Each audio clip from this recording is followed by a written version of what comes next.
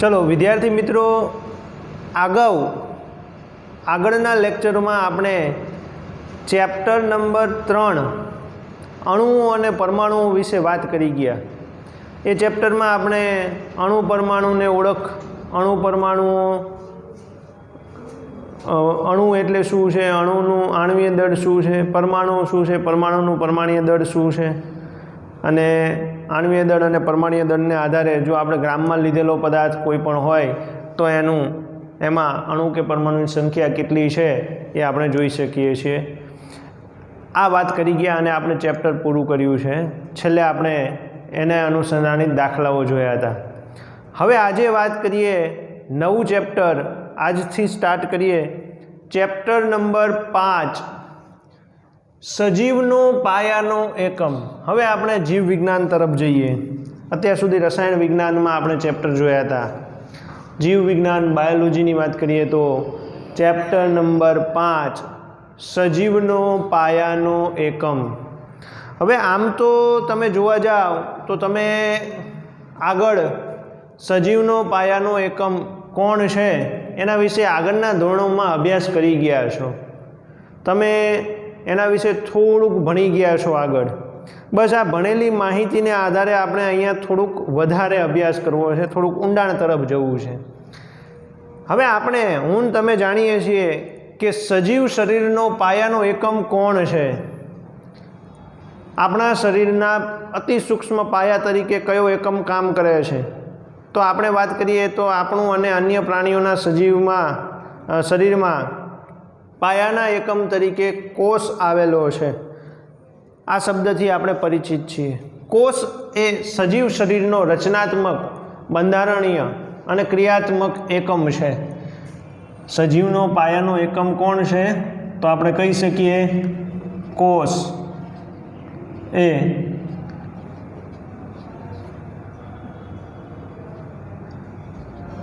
सजीवनो रचनात्मक अने क्रियात्मक एकम छे। कही शकाय सजीव शरीरनो रचनात्मक अने क्रियात्मक एकम कोण छे? कोष छे। आटલું આપણે જાણીએ છીએ। હવે આ ચેપ્ટરમાં આપણે આ કોષ વિશે, સજીવના પાયાના એકમ વિશે શું વાત કરવાની છે।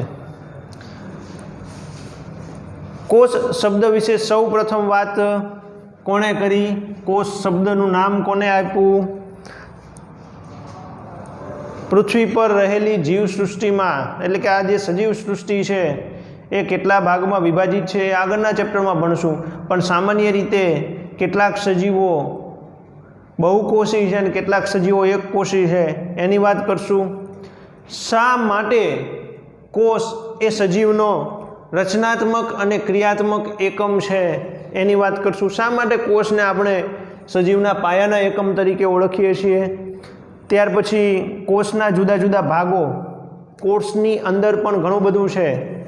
कोषनी अंदर एना केंद्र में कोष केंद्र है, एनी फरते कोष रस है, आ कोष रसनी फरते कोष रस स्तर है, एनी फरते जो वनस्पति कोष होय तो कोष दीवाल है। घणा बधा कोषना भागो है। अने कोष रसनी अंदर शुं छे? कोष रसनी अंदर जुदी जुदी अंगिकाओ है। कई अंगिका कया महत्वना कार्य साथे संकळायेली है, कई कई अंगिकाओ अंदर आवेली है। वनस्पति कोष में कई अंगिकाओ है। आ बधी ज चर्चा आपणे आ चेप्टर में करवानी है। स्टेप बाय स्टेप आपणे जोता जईशुं। सौथी पहला बात करिए आपणे के अत्यारे तो आपने मने तमने खबर है कि कोष ए सजीवनो रचनात्मक अने क्रियात्मक एकम है, पण आ बात नवी नथी। सौ प्रथम आ शब्दनी बात रॉबर्ट हुक नामना वैज्ञानिके करी थी।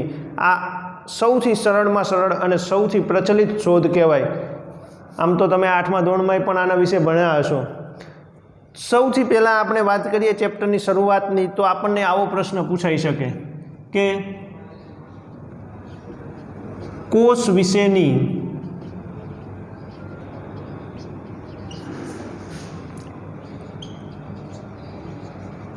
माहिती में રોબર્ટ હુક નામના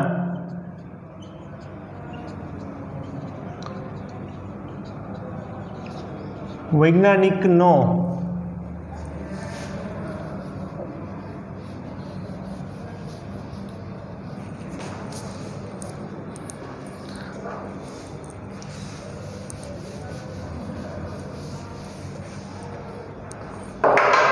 કોષ વિશેની માહિતીમાં રોબર્ટ હુક નામના વૈજ્ઞાનિકનો ફાળો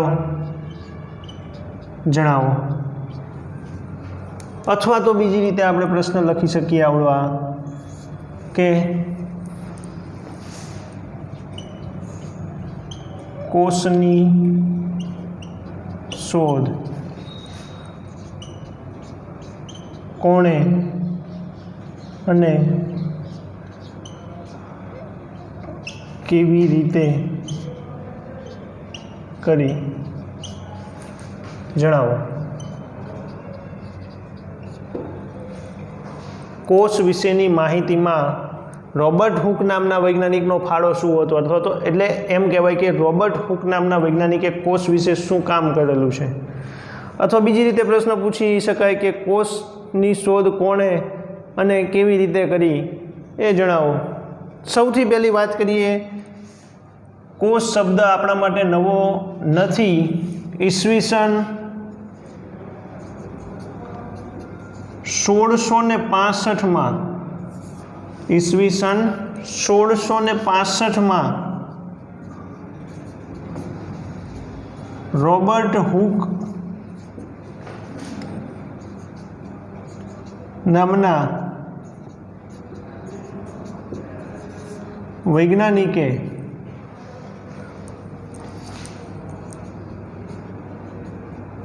પોતાની રીતે બનાવેલા માઇક્રોસ્કોપમાં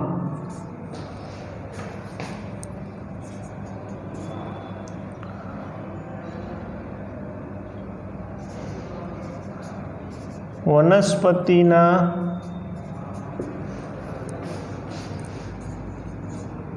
બૂચના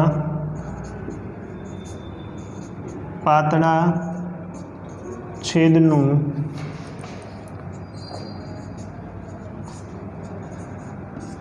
નિરીક્ષણ કર્યું. એણે શું કર્યું સમજો. એને કોષની શોધ કરવા બેઠા નહોતા પોતે, પણ ઈસવીસન 1665માં એમને પોતાની રીતે એક માઇક્રોસ્કોપ તૈયાર કર્યું. આ પોતાની રીતે બનાવેલા સાદા માઇક્રોસ્કોપમાં એને જુદી જુદી વસ્તુઓ જોવાનું ચાલુ કર્યું. એમાં એને વનસ્પતિના એક પાતળા આડછેદને લીધો. આ આડછેદને એને શેમાં જોયો? માઇક્રોસ્કોપમાં જોયો. આપણે જે અત્યારે હાલ માઇક્રોસ્કોપ મેં બધાએ તમે જોયા છે, પણ કદાચ તમે એનો ઉપયોગ નહીં કર્યો હોય, પણ તમે હવે આગળ 11-12 સાયન્સમાં જો જશો તો તમે એનો ઉપયોગ કરશો. માઇક્રોસ્કોપ એ સામાન્ય નરી આંખે ન દેખાતી વસ્તુઓને જોવામાં મદદરૂપ થાય છે. એણે પણ આવું એક સાદું માઇક્રોસ્કોપ બનાવ્યું અને વનસ્પતિના પાતળા છેદને આડછેદનું એક છેદ લઈ અને સ્લાઇડ પર મૂકી અને એને જોયું તો એને શું જોવા મળ્યું અંદર? તો નિરીક્ષણ કરતાં એને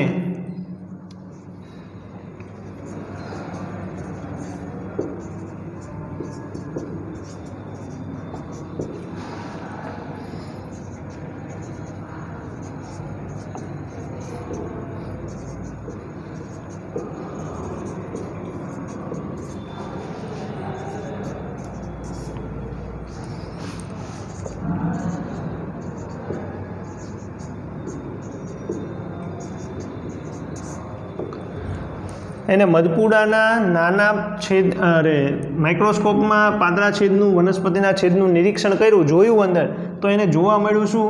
તો કે આ બૂચના પાતળા છેદમાં મધપૂડાના જે ખાના હોય એવા ખાના જેવી રચના જોવા મળી. એને એક અંદર જોયું તો એને જોયું કે મધપૂડામાં જેમ ખાના હોય છે એવા નાના નાના ખાના દેખાય છે. કોઈપણ વનસ્પતિ કે પ્રાણી કોષના આપણી ચામડીના આડછેદની અંદર જોઈએ તો આવા નાના નાના ખાના જેવી રચના જોવા મળે છે. આ નાના ખાના જેવી રચનાને રોબર્ટ હુકે શું નામ આપ્યું? કોષ નામ આપ્યું.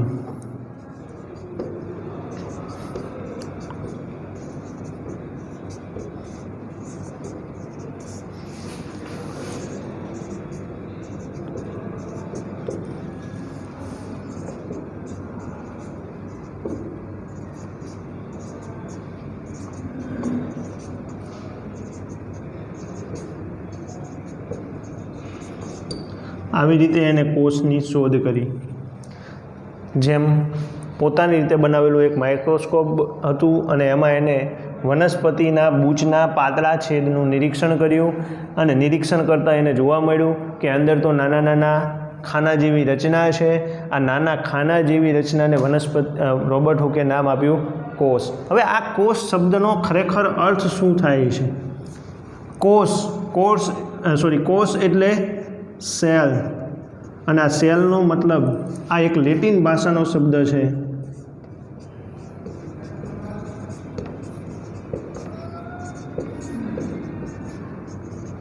આનો અર્થ શું થાય છે? આનો અર્થ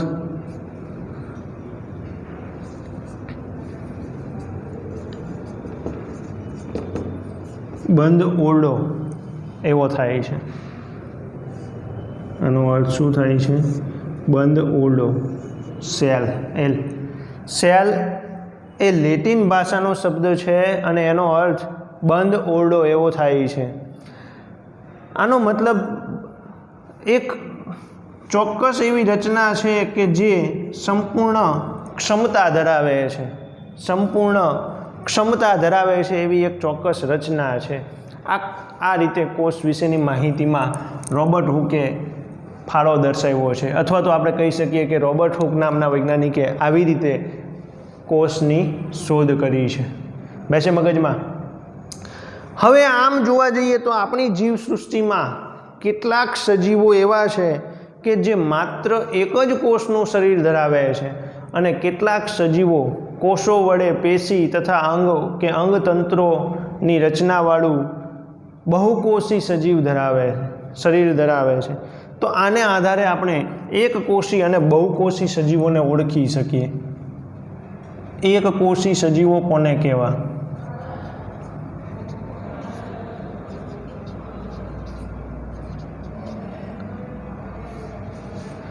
જે સજીવોનું શરીર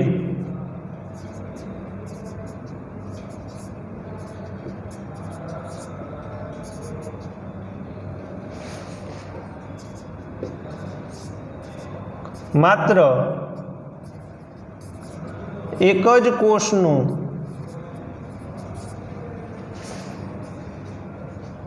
બનેલું છે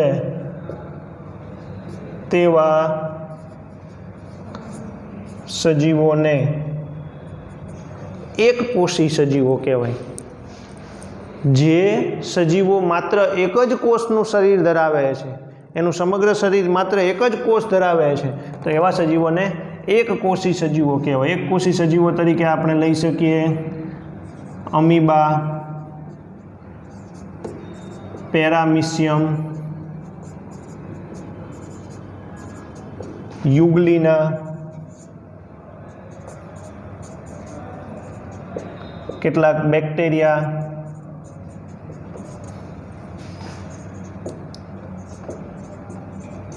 આ બધા કેવા છે? એક કોષી સજીવો છે. અમીબા એ માત્ર એક જ કોષનું શરીર ધરાવે છે. પેરામિશિયમ માત્ર એક જ કોષનું. યુગ્લિના કેટલાક બેક્ટેરિયા પણ એવા છે જે માત્ર એક જ કોષના બનેલા છે. તો આ બધા એક કોષી સજીવો કહેવાય. એમના સમગ્ર શરીર માત્ર એક જ કોષ કામ કરે છે. બહુકોષી સજીવોની વાત કરીએ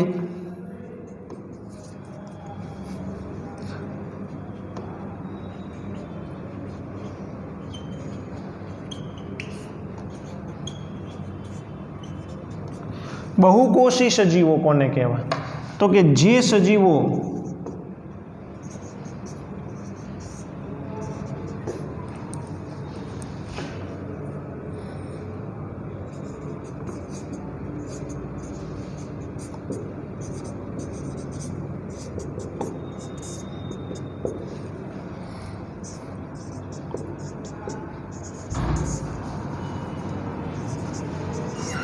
જે સજીવો એક કરતાં વધુ કોષો ભેગા થઈ પેશી, અંગો કે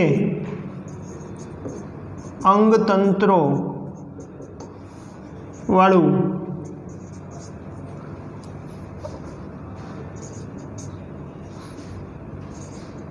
શરીર ધરાવે છે તેવા સજીવોને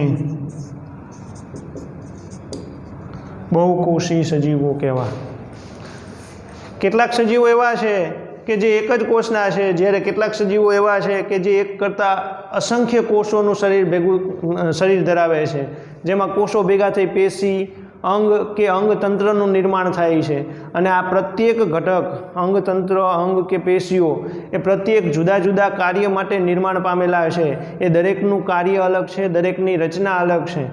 દરેક એ બહુકોષી શરીરમાં રહી અને જુદું જુદું કાર્ય કરે છે. એટલા માટે એમાં અસંખ્ય સજીવો, અસંખ્ય કોષોનું શરીર ધરાવે છે. એવા સજીવો બહુકોષી સજીવો કહેવાય. બહુકોષી સજીવો તરીકે આપણે વનસ્પતિ અને પ્રાણીઓ લઈ શકીએ. બહુકોષી સજીવો તરીકે આપણે પ્રાણીઓ, પ્રાણી સૃષ્ટિ, વનસ્પતિ અને ફૂગ પણ લઈ શકાય. આ બધા બહુકોષી સજીવો છે. આપણે બધા જ પ્રાણીઓ, બધી જ વનસ્પતિઓ અને ફૂગ, આ બધું જ જે છે, આ ત્રણેય સૃષ્ટિની વાત કરીએ તો આના બધા જ સજીવો કેવા છે? બહુકોષી છે. બેસે મગજમાં?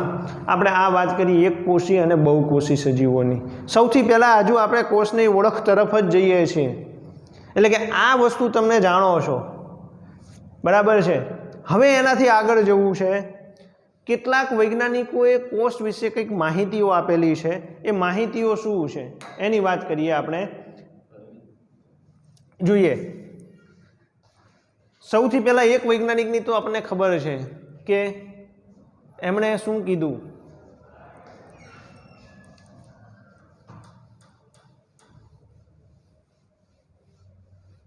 રોબર્ટ હુકની વાત કરી ગયા. આ સિવાય પણ ઘણા બધા વૈજ્ઞાનિકો છે. એ તમારે યાદ રાખવા પડશે કે કયા વૈજ્ઞાનિકે પાયાના એકમ તરીકે આગળ જે શોધખોળો થઈ એમાં શું ભાગ ભજવેલો છે. જોઈએ આપણે એને.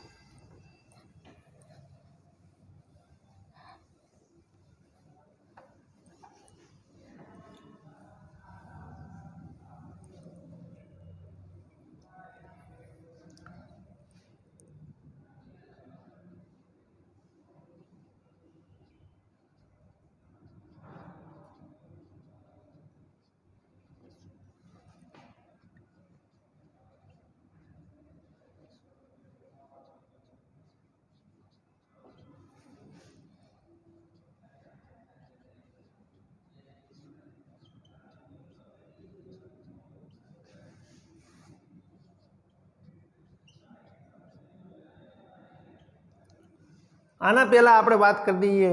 રોબર્ટ હુકે જેમ પાતળી વનસ્પતિના પાતળા છેદનું નિરીક્ષણ કરી અને નાના નાના ખાના જેવી રચના જોઈ, એવી સ્લાઇડ આપણે પણ તૈયાર કરી શકીએ. જેમ કે આપણે જો ડુંગળીના કોષ જોવા હોય, આપણે ડુંગળીના કોષ જોવા હોય તો આપણે હંગામી સ્લાઇડ તૈયાર કરી શકીએ. કેવી રીતે?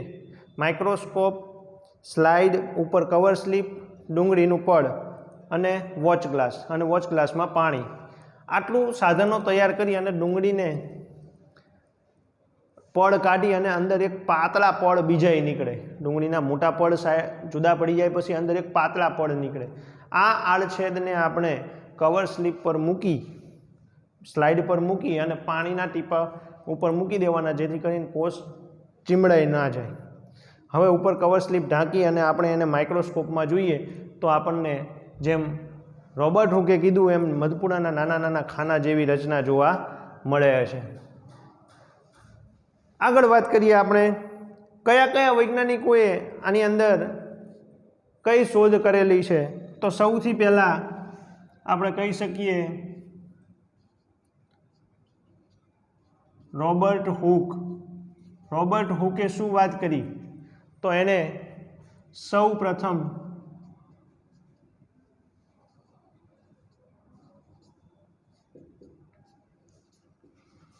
કોષ શબ્દનો પ્રયોગ કર્યો. સૌ પ્રથમ સજીવો માટે કોષ શબ્દનો પ્રયોગ કરનાર વૈજ્ઞાનિક હતા રોબર્ટ હુક. બીજા વૈજ્ઞાનિક લઈએ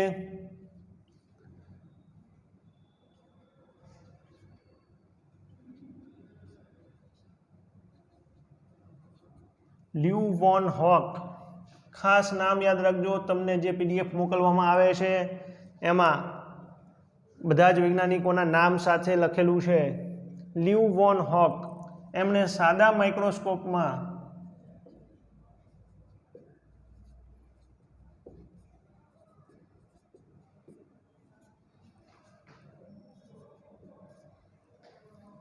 લ્યુ વોન હોક એમને સાદા માઇક્રોસ્કોપમાં કોષ કેન્દ્રનું નિરીક્ષણ કર્યું. ત્યાર પછીના વૈજ્ઞાનિકની વાત કરીએ તો રોબર્ટ બ્રાઉન.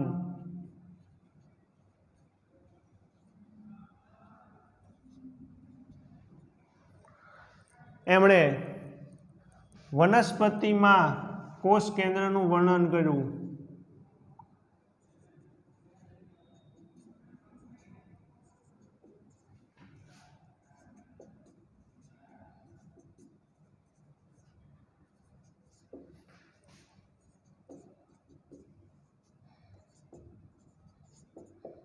આ શોધખોળોને ખાસ યાદ રાખવી પડશે તમારે કયા વૈજ્ઞાનિકે કયું કામ કર્યું છે. ત્યાર પછી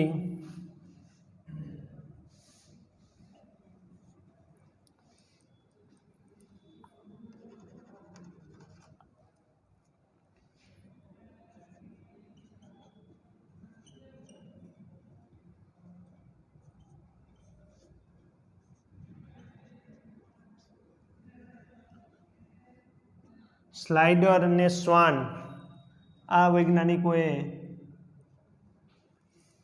સૌ પ્રથમ વનસ્પતિ અને પ્રાણી પેશીઓનો અભ્યાસ કર્યો.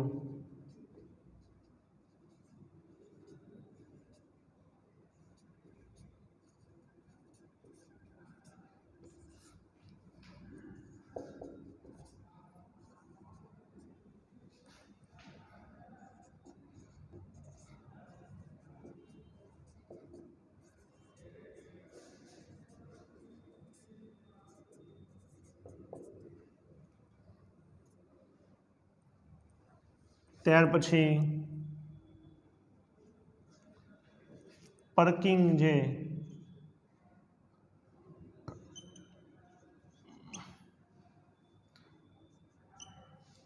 પર્કિંજે શું વાત કરી? એમને જીવંત કોષમાં જીવરસ શબ્દનો પ્રયોગ કર્યો.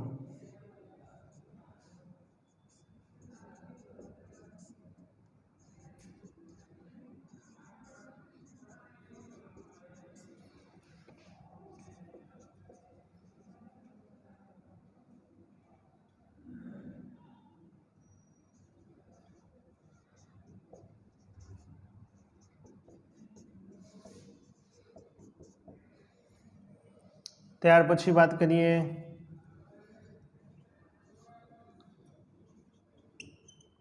વોટસન અને ક્રિક. એમણે શું વાત કરી? એમણે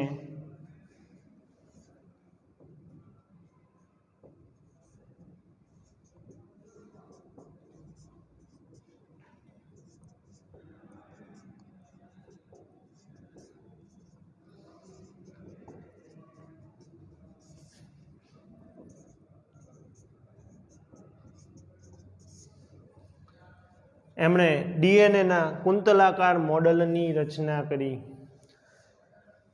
સમજો આટલું તમારે ખાસ યાદ રાખવું પડશે. સૌ પ્રથમ વાત કરીએ રોબર્ટ હુક. તો રોબર્ટ હુક નામના વૈજ્ઞાનિકે સૌ પ્રથમ કોષ શબ્દનો પ્રયોગ કર્યો, એની વાત આપણે કરી ગયા. લ્યુ વોન હોક આ વૈજ્ઞાનિકે જે સાદું માઇક્રોસ્કોપ તૈયાર કર્યું હતું, એ સાદા માઇક્રોસ્કોપમાં કોષની અંદર કોષ કેન્દ્રને નિરીક્ષણ કર્યું, જોયું ખાલી. એણે બીજી કોઈ વાત નહોતી કરી, ખાલી કોષની અંદર કોષ કેન્દ્ર જોયું.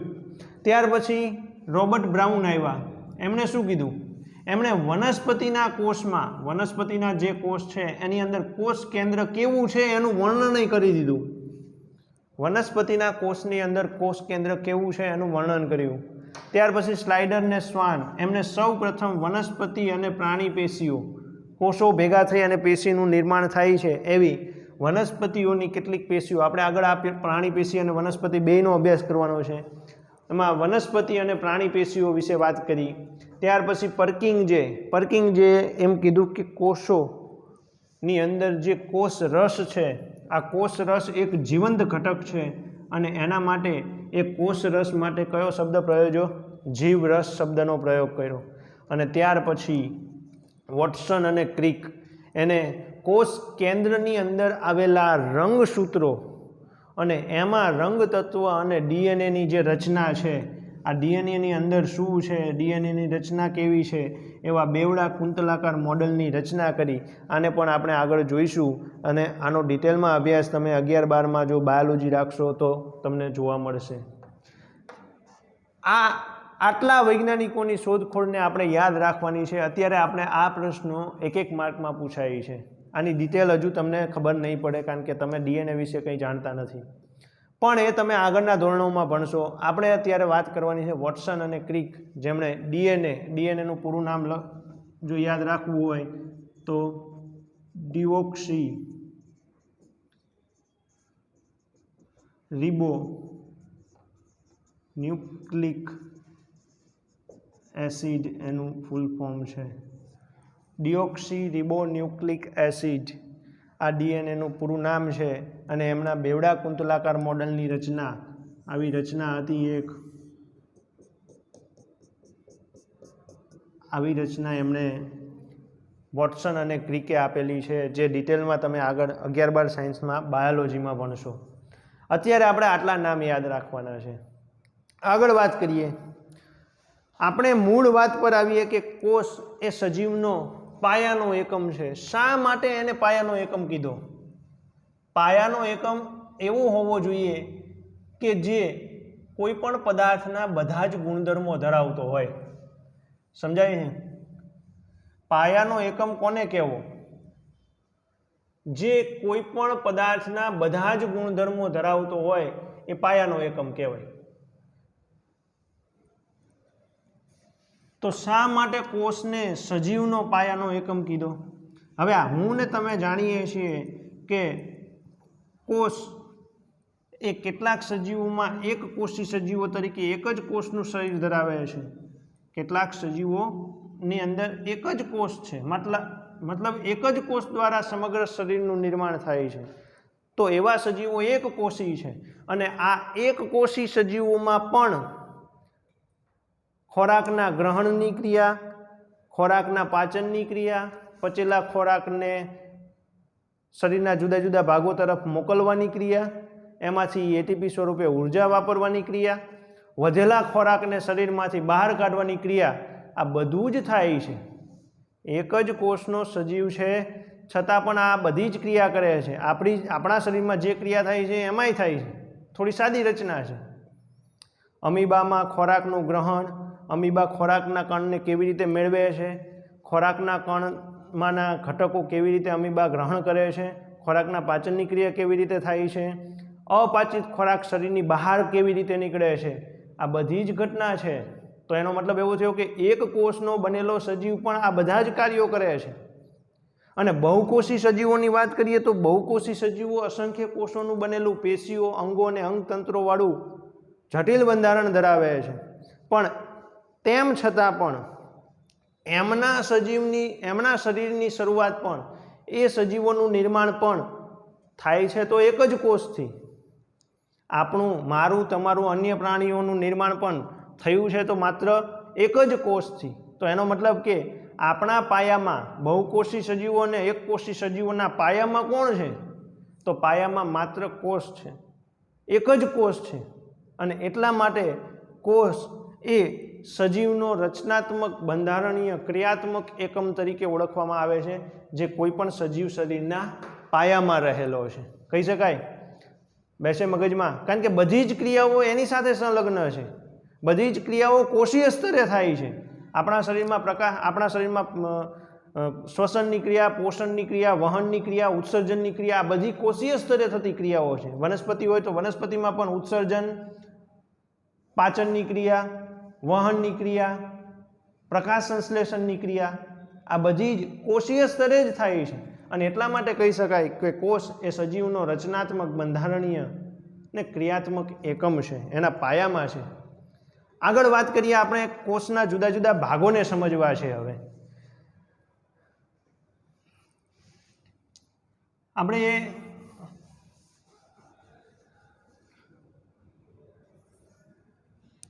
કોષની અંદર એની મધ્યમાં કોષ કેન્દ્ર છે. આ કોષ કેન્દ્રની ફરતે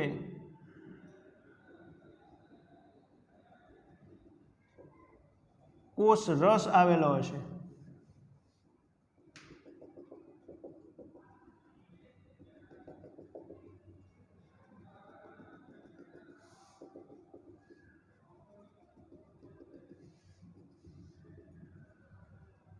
અને આ કોષ રસની ફરતે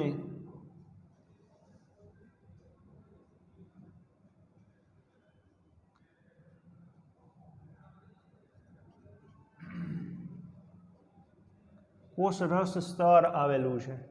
દરેક ભાગને ઓળખીએ આપણે. સૌથી બહારનું પડ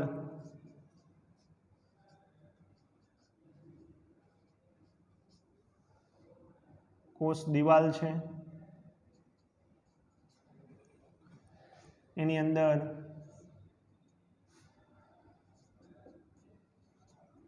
કોષ રસ સ્તર, અથવા તો આનું બીજું નામ આપી શકાય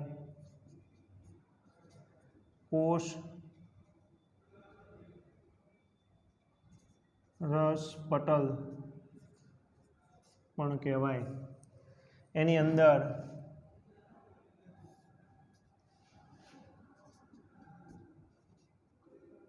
કોષ રસ છે, જેને પર્કિંજીએ જીવરસ શબ્દ પણ પ્રયોજ્યો છે. અને એની મધ્યમાં કોષ કેન્દ્ર છે. આપણે આટલા ભાગોને ઓળખવાના છે. કોષની અંદરની રચનામાં આટલા ભાગોને ઓળખવા છે આપણે. કોષ દિવાલ, કોષ રસ સ્તર, કોષ રસ પટલ, કોષ રસ.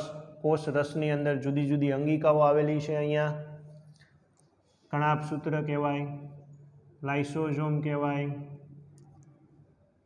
અંતઃકોષરસ જાળ,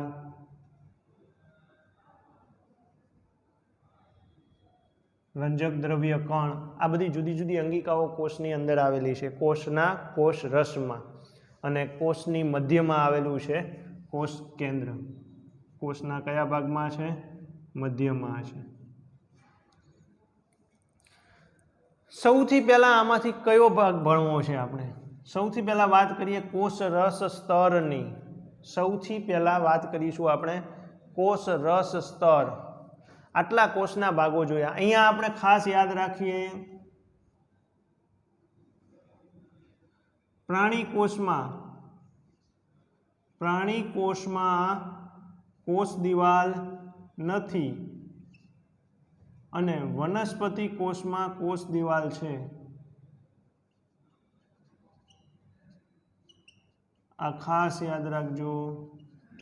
પ્રાણી કોષમાં કોષ દિવાલ નથી, વનસ્પતિ કોષમાં કોષ દિવાલની હાજરી છે. આજે આપણે વાત કરીએ કોષ રસ સ્તરની. આ દરેક ભાગને સમજવાનો છે આપણે. કોષ રસ સ્તર, કોષ દિવાલ, કોષ રસ, કોષ કેન્દ્ર અને એની અંદરની અંગિકાઓ. સૌથી પહેલા આજે આપણે વાત કરવી છે કોષ રસ સ્તર.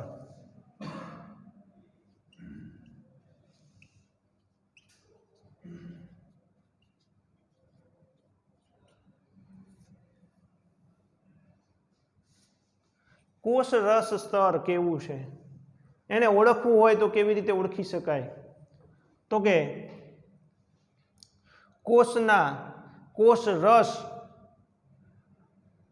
અને જુદી જુદી અંગિકાઓ ફરતે આવેલા કોષના કોષ રસ અને જુદી જુદી અંગિકાઓ ફરતે આવેલા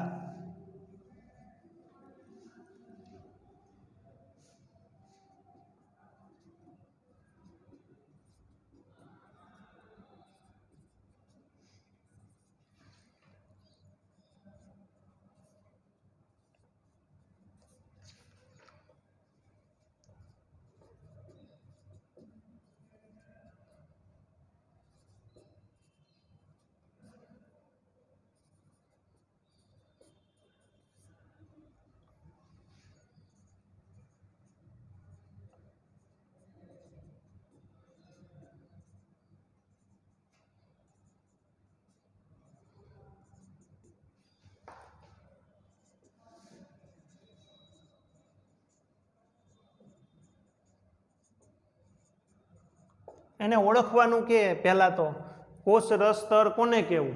તો આ બ્લેક ટપકાવાળી લાઈન દર્શાવી છે એ કોષ રસ સ્તર છે, પણ એને ઓળખવું હોય તો કહી શકાય કોષ રસ એટલે કે આ પ્રવાહી છે એ અને એની અંદર અંગિકાઓ છે એ કોષ રસ અને જુદી જુદી અંગિકાઓ ફરતે આવેલી રચનાને કોષ રસ સ્તર કહેવાય, બરાબર, અથવા કોષ રસ પટલ કહેવાય. ત્યાર પછી વાત કરીએ કેવું છે આ રચના કેવી છે કોષ રસ સ્તર, તો આપણે એના વિશે વાત કરીએ. કોષ રસ સ્તર એ પાતળું, નાજુક,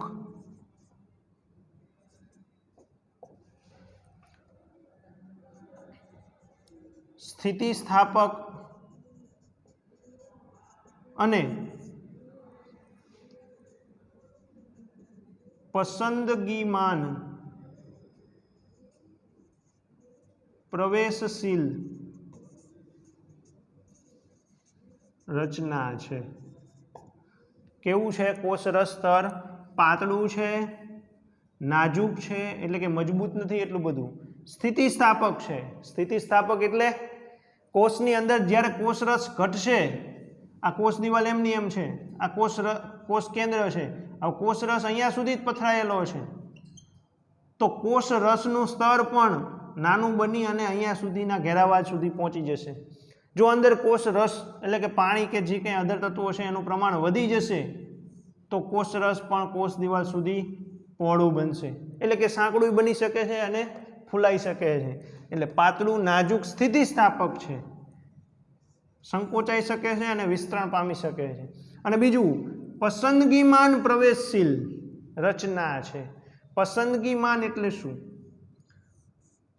કોષ રસને જે વસ્તુ અંદર આવવા દેવી હશે કોષની અંદર, આ સ્તર એવું છે કે એને પસંદ હશે એ વસ્તુને એ પોતે કોષમાં દાખલ થવા દેશે અને કોષમાંથી બહાર પણ કાઢી શકશે.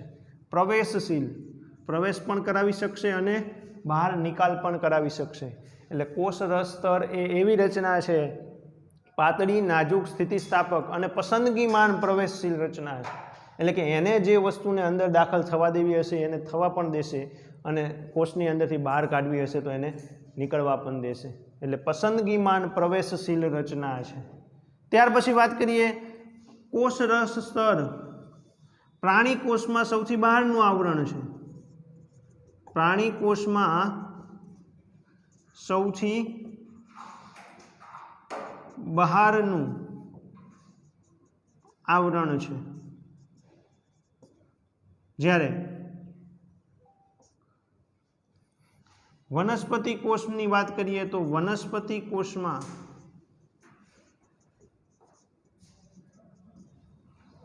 એ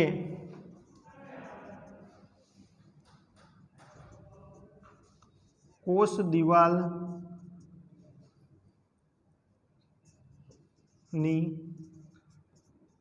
અંદર આવેલું છે.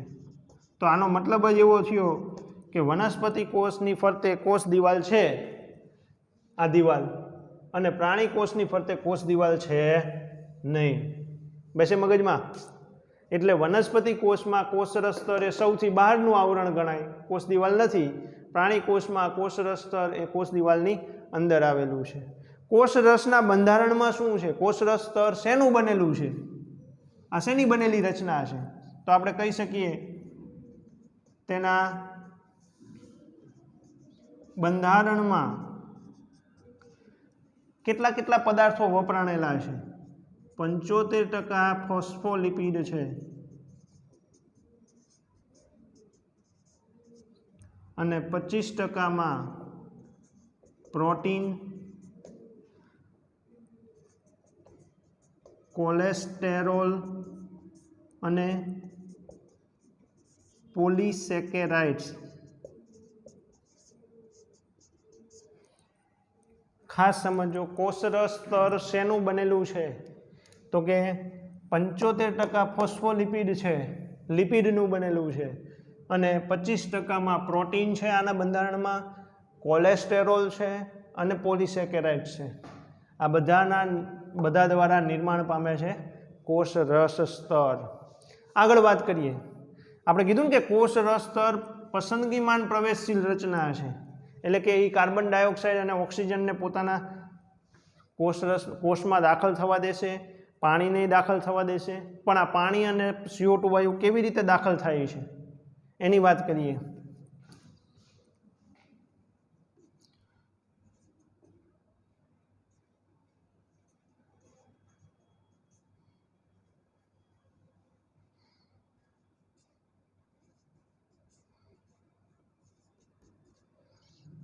O2 અને CO2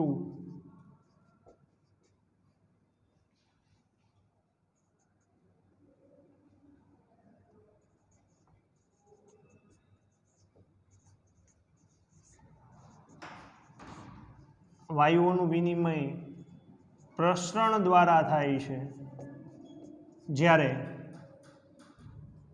પાણી H2O પાણીનું વિનિમય